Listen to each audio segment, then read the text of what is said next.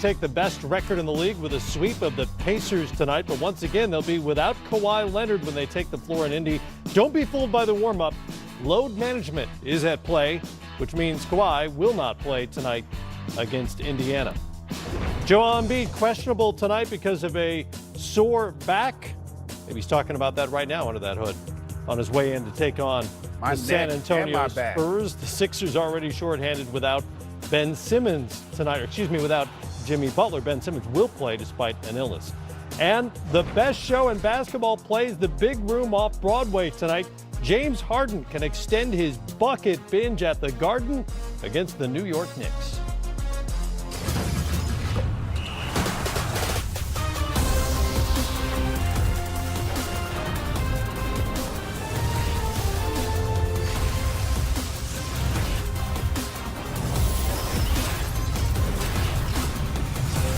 It's always special, man. It's special to play in the Garden.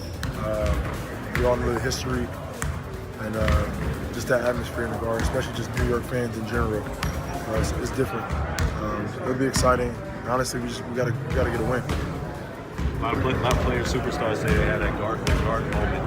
Do you feel like you've had one yet, or are you still looking for it? I'm still looking for it. It's been a little while since the New York Knicks have been really good, but opposing players still get very excited about playing Madison Square Garden, regardless of the opponent's record at the time. And that'll be the situation for James Harden, his lone visit to MSG tonight. Hi, everybody. It's Game Time live from our Atlanta studio. Good to have you along with us. I'm Matt Weiner. It's Greg Anthony right over there. It's the first time we've seen each other. It's been a while. Since it's been a while, Matthew. The ankle blew up and the surgery and the whole thing. Yeah, it blew up, Wade. It's on the mend though. I'm feeling good. Good. You walked in. Got shoes on. You don't have a boot. My feet in my shoes. No crutch, no boot, no anything. You're mobile. I'm good. It's good. Yeah. Sekou Smith always spry. Always healthy. My feet are always looking. Yeah.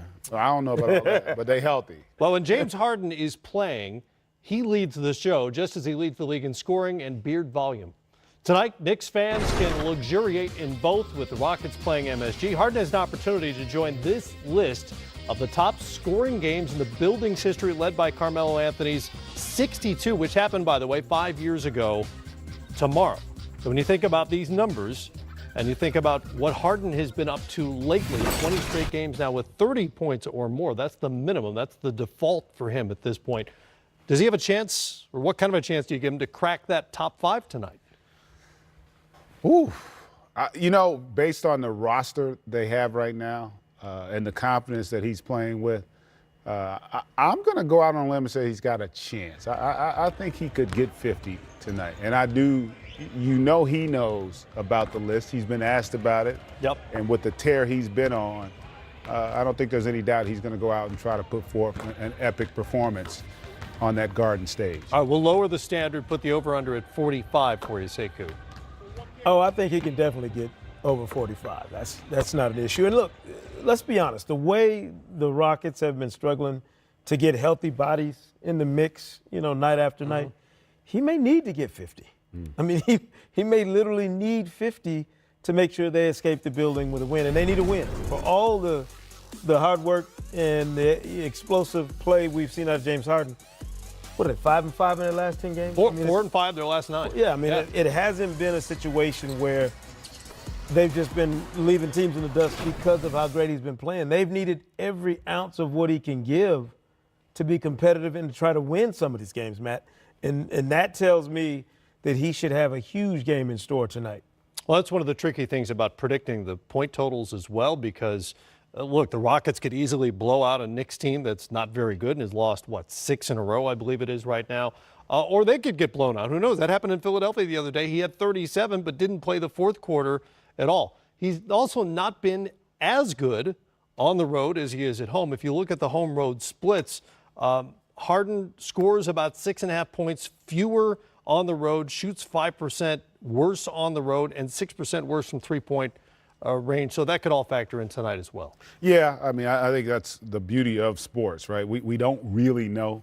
But one thing we do know is he's been playing at an all-time level over this last stretch with how efficient he's been. And to Sekou's point, he's had to be. When you look at what they're missing in terms of that roster because of the injuries, they don't have a lot of other guys that can create and facilitate offense. And so he's had to carry the burden and been able to do it and, in essence, put them back in the mix. Remember, when Chris Paul went down, they were not in the postseason. They were not among the top 8. Now, all of a sudden, you look up, and they're sitting at a 5 spot. So even though they haven't won every game, he has been the reason why they've gotten themselves back into contention when you talk about the postseason. Yeah, I think GA brings up a great point, too. When you don't have any other creators, I mean, Austin Rivers, I guess, would be the other guy you look at and say could create some offense for everybody else. But the burden on James Harden right now. Unbelievable. Just unbelievable to think that you're asking a guy to score like this and then get 10, 11 assists tonight, too. He's got to be responsible for so much of what goes on offensively for this team. You see Mike D'Antoni over there kind of, searching for answers on that bench, trying to figure out who he can put in. They've added Kenneth Faried to try and make up for the loss of Clint Capella. There's just so much that you have to try and do to play the way they want to play. And they don't have the human resources right now to do it exactly the way they want. Therefore, James Harden carries really an uneven burden, one that he won't have to when Chris Paul returns and take some of that pressure off of him. The usage rate is at 40 at the moment. If you follow that stat, that is a ridiculously high number. By the way, Faried will start tonight for the Rockets. Nene is out resting this evening.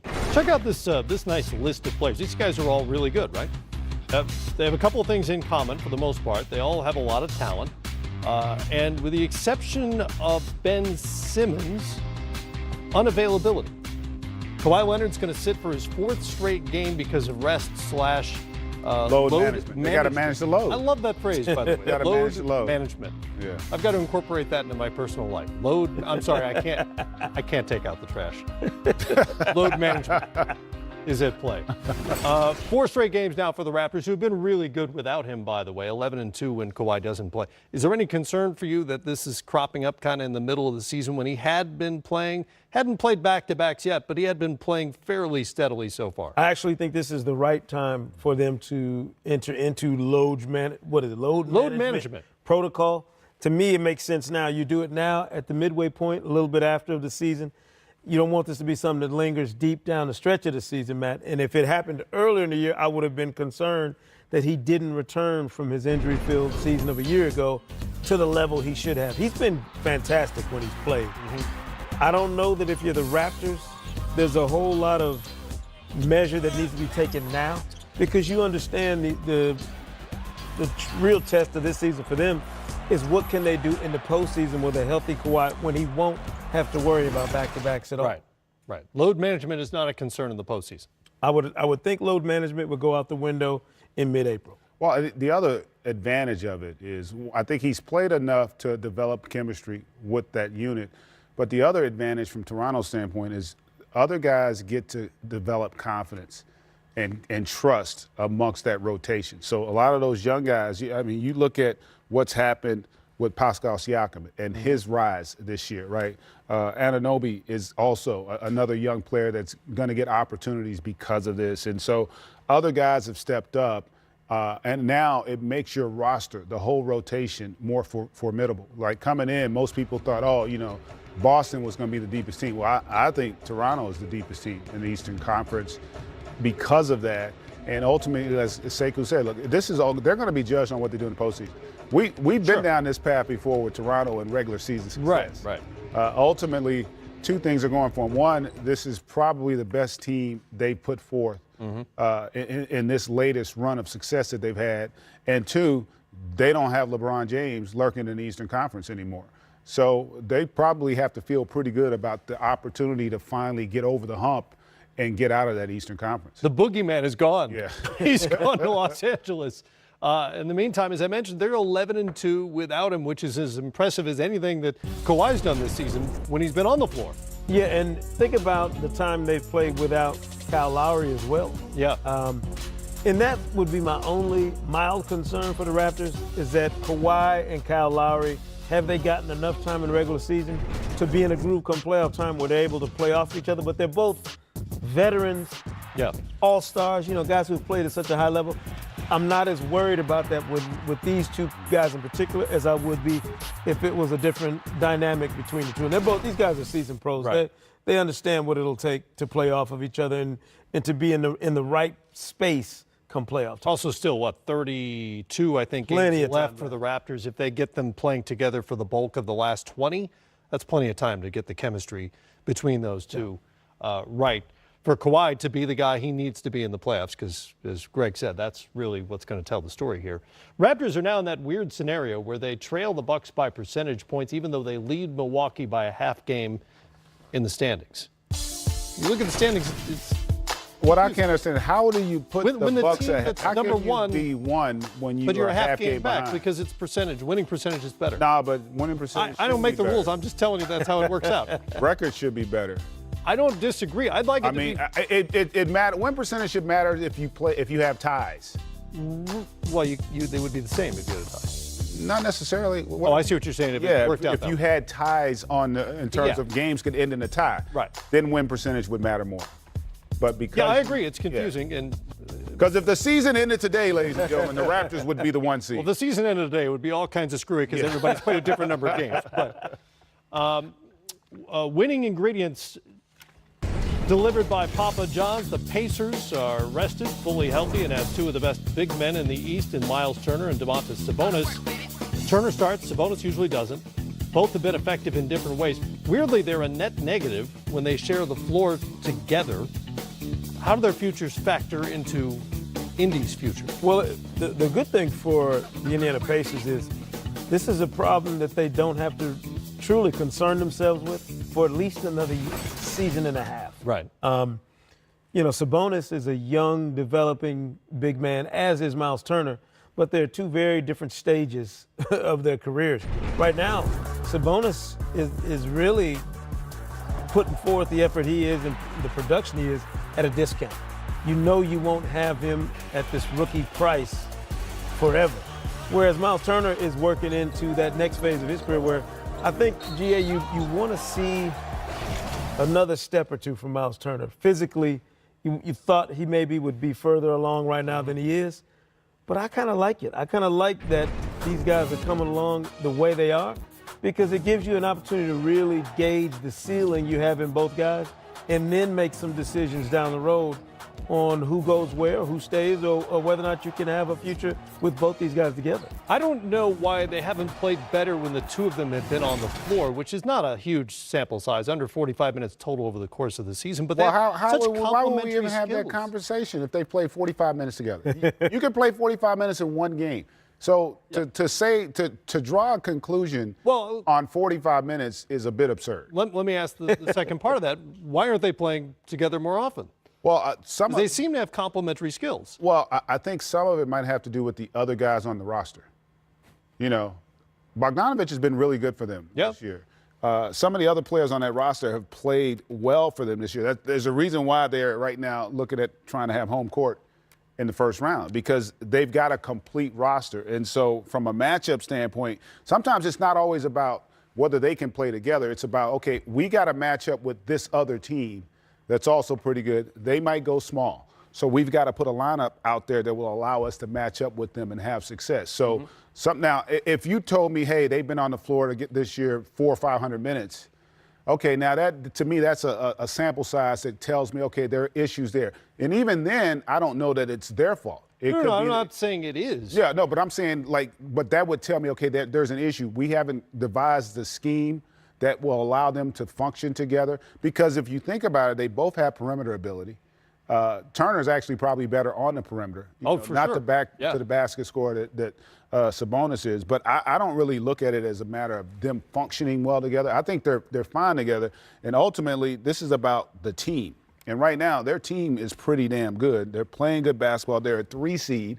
They've improved from a year ago. And in all fairness, Oladipo hasn't been quite as good this year as he was statistically as he was last season. And he was hurt a bunch. Yeah, and he's been hurt. So, that also plays a role in those two guys. Your best player is not on the floor for an extended period of time. So, if I'm the Indiana Pacers, fan base, coaching staff, players, organization, I'm thrilled because I think we're ahead of schedule. I don't look at it the other way. I think they're ahead of where I did not see them being a 3 seed at this stage of the season, especially with Oladipo having missed as much time and not being nearly as good as he was a season ago. I think they've complemented each other as well. We forget that, you got to factor in the minutes that Sabonis is on the floor and who's on the floor against him in that time. As a starter, Miles Turner's numbers might not look the way people want them to. Sure. But he's playing against a different level of player for many of his minutes. The part about both of them I like is you don't know what their finished product is yet. We don't know. Sabonis is a hybrid, maybe more of a hybrid than even Turner is. And so that allows you to play these guys in different spaces on the floor in terms of the area they occupy. We don't know how much better Turner's face-up game will become in the next year and a half. We don't know if the ceiling is closer for Sabonis than it might be for some other young big. So you have to me, have a little bit of patience when you're evaluating these guys and not rush to come up with some metric that makes it look better than what it is. These guys are developing young players at a very tricky position in this league right now. And to me, you don't want to do anything to curtail the continued development for both of them in whatever lane they're going to be. And they're both 22. Yeah. Oh, yeah, they're 22 very years young. old. Yeah. They're really young. And generally speaking, they weren't, top 2 picks where everyone said these guys are can't miss. From a developmental standpoint, they have, I think they're ahead of their own curves or what was expected of them when they were drafted. There's a reason why, Sabonis got traded. And I think if Indiana is a patient franchise, they're thrilled with their development. I mean, because they're impact players on an elite team in the Eastern Conference at 22 years of age. Both of them in the rotation, and ultimately that's how you judge these guys. They have been what I would consider success stories for their organization. For sure. Yeah. And I mean, they've got the kind of problems you want, where I don't even have to think about Sabonis' contract until the end of next year. And even then, I don't have to think about it because somebody else gets to set the market because he's going to be a restricted free agent. Yeah. Trying to avoid the sweep tonight by the Toronto Raptors. Thaddeus Young said, in order to be in that class, we have to beat those teams, and we haven't done it yet. They're trying to join that, at least that perceived upper echelon in the Eastern Conference. Speaking of best players, news on Anthony Davis today. Adrian Wojnarowski. Just call him Woj. Yeah, Woj. Reported that Anthony Davis has seen the hand specialist he was scheduled to see. There is a fracture in his hand, but it's not as bad as feared, so he could return as early as next week. He's going to be reevaluated every 48 to 72 hours or so. And in the meantime, Pelicans have a challenge ahead of them. Pistons in New Orleans tonight, and then that schedule gets very rough for them. Considering where they are in the conference in which they play, how important is this stretch? At least some of those games without AD. Honestly, I think it's going to determine whether or not they have a chance to make the postseason. Initially I'd heard 4 weeks that he could potentially be out. I mean, if he misses 4 weeks, I don't see any scenario where they're going to make it. They're saying more likely like a week. A week. Listen, I think they can withstand that. But to your point, the Thunder, Spurs, Rockets, Nuggets, Spurs, I mean, those are all high-level teams. I do think they're going to find a way to win a few of those games. Mirotic getting back into a real groove for them is going to be important. Again, to me, I think this team, even though they've had some injuries, I think there's a lot of talent on this team. I do think from a talent standpoint, they're a playoff team. And for me, Seiko, it's been a little perplexing why we haven't, even though they've had the injuries, why they haven't been more consistent. I think one of the issues they've had is the consistency of personnel, like you mentioned. Mirotic going out and missing games early hurt him because he was the guy who stretched the floor and gave him a different dynamic. But there's no logical explanation for a team with Anthony Davis as its backbone to be as inconsistent in terms of performance as these guys have been this year. And this is a group that's coming back off of a really good season with a nice playoff run. If you're the Pelicans, how do you attack the upcoming schedule and then the schedule looming off in the distance when you know this is a pivotal summer for you? Mm-hmm. If ever there was a team that needed to turn a corner as a group and to be on a certain kind of trajectory, it's this team.